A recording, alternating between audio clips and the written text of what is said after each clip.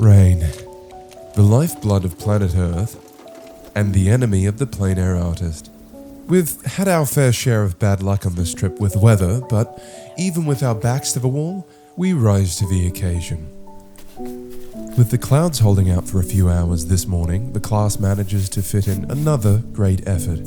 And before we receive another thorough soaking, we head indoors to wait out the rain. Just spending the morning at the Musée d'Orsay. It's such a magnificent gallery.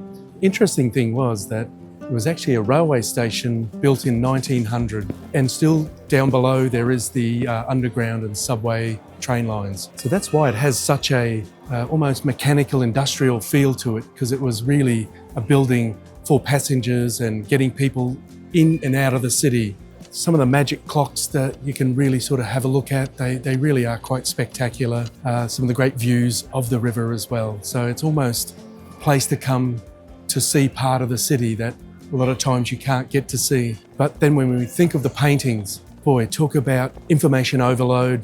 I feel my brain can only absorb so much, and we're only capable of soaking in so much. So first, I think the really great painting that I never even knew much of was Rosa Bonheur, mostly painting cows, horses, dogs, animals, and she was really a star at her chosen subject matter. And I think with that being so strong in her work, it's a shame that she's not actually better known. She only came into my sort of lexicon and in the last few months, but to see her paintings online, but then in real life, for light, colour, she was so ahead of her time. Such a magnificent piece, one that I could highly recommend. Then when we go upstairs, Monet, he rarely ever disappoints. The composition of this one is striking. There's some lovely little darks right in under the bridge there. So where we're getting that lead-in line of the bridge, but he's kept us right in that central area, which is so magnificent compositionally. But I think he was really a master of water, the movement that he could get through painting water and lovely little delicate brush marks, and the use of colour was really just to die for. So that was great to see in person. And with me recently just being able to see Richard Schmid's paintings in person and to be able to do some life studies, master copies. So this really was a value add on that. Then we had a look at Edward Manet. I think he's always long been a favourite of mine. And I have to, if I'm brutally honest, I don't think they have his best work here, but this was one of my favourites. Just that slouching, almost probably a moment where a friend or someone has just sat down in front of him and he's probably thought, oh, hold that pose, or that's a pose to remember for later. And I think that's really such a spontaneous pose, but just some magnificent work. And for me, that Manet, it's only a small painting, but didn't disappoint. Then we got on to one of the big Monets. And I have seen, I think this one or some of this sort of genre in the vertical format, the big figurative pieces, which are slightly side-on, almost to me felt little underfinished. But then I checked the date that it was painted and he was only about 36, so he was probably stretching his technique, stretching his ability at that stage.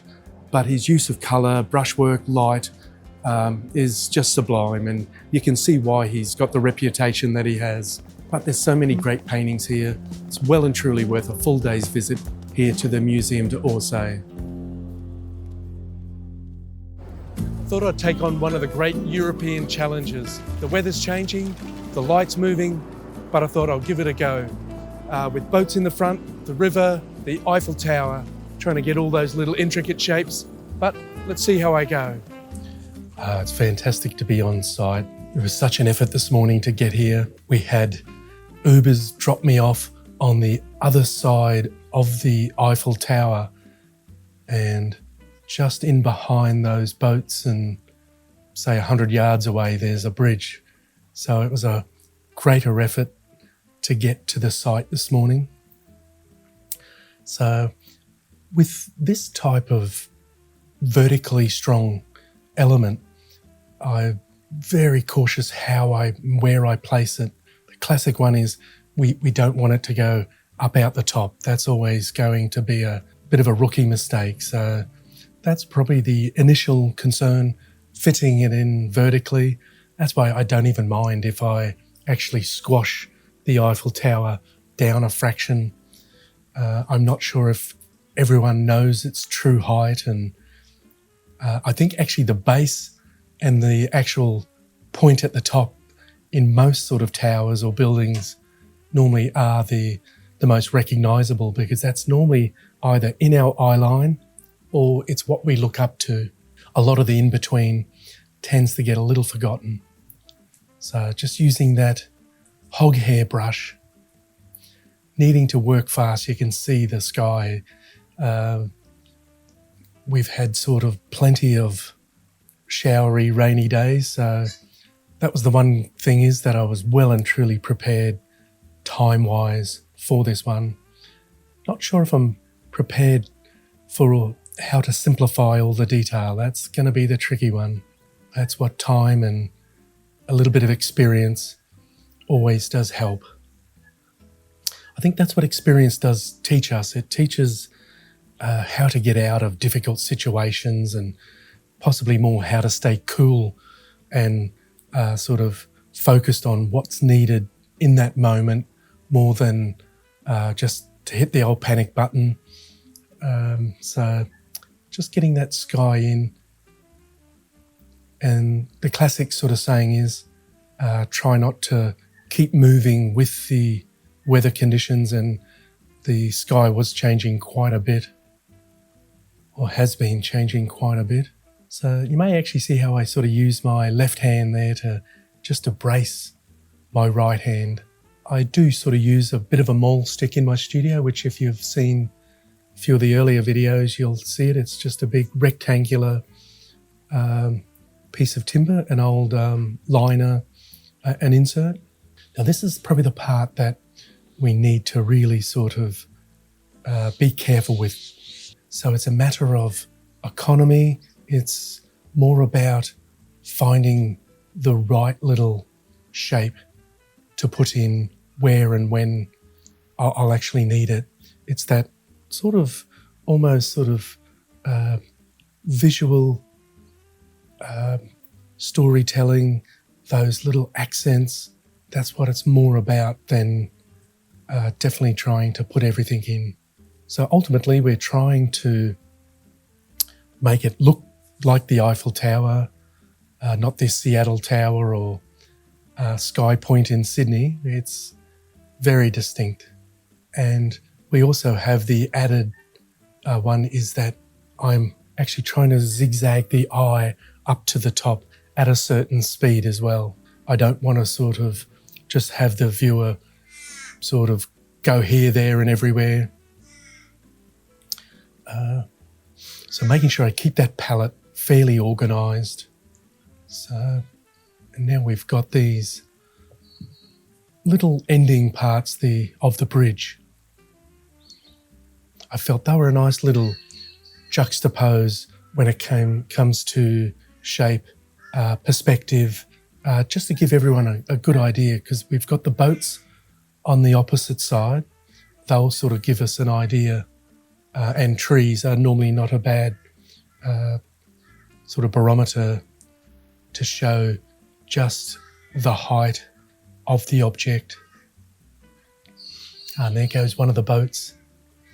Actually, I had to watch some of the waves coming in And we've had so much rain, lots of little local areas have sort of had a bit of localised flooding, and so I'm pretty sure the Seine would be affected by that as well.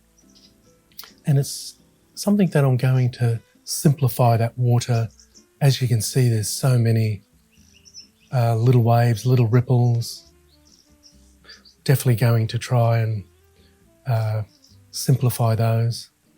But now I'm just coming in with a few of the little details, because ultimately that's normally what happens.